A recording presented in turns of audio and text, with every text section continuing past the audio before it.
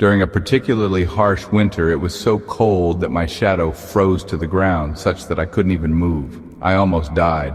I tried to call for help, but my words came out in ice-block letters.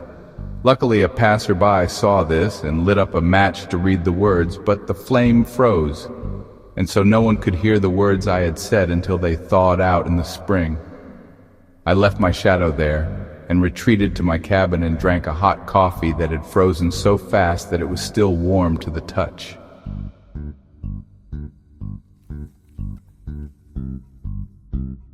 That night I built a fire, but I had to sleep with my head in the fireplace to keep warm. I knew it was morning when I saw light at the top of the chimney. Times were so tough that winter that we had to make soup out of the pictures in the seed catalog, for we dared not even go outside.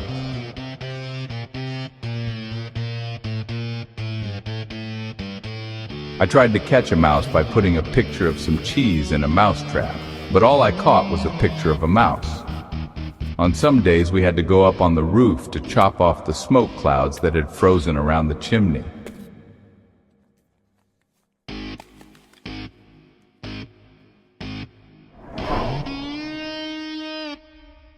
The day was so windy that the fence post blew out and all the potholes blew up onto the roof, causing it to leak when it started snowing.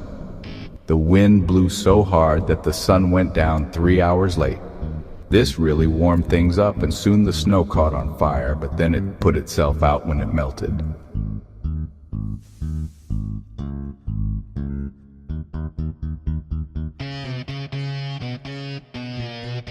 I ventured out that day to do some ice fishing, but the warmth had thawed the ice a lot, and I soon fell through it, and would have drowned had I not had the presence of mind to go back to shore and bring some logs out to float on, and so I escaped from the ice hole.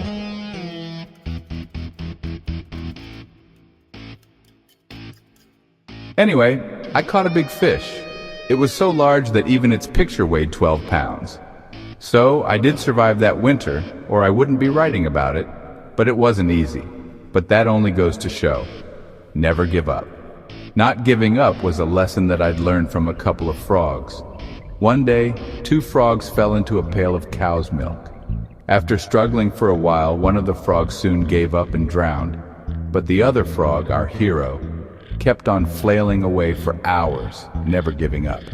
The next morning I found the frog very much alive, sitting happily atop a pail of butter.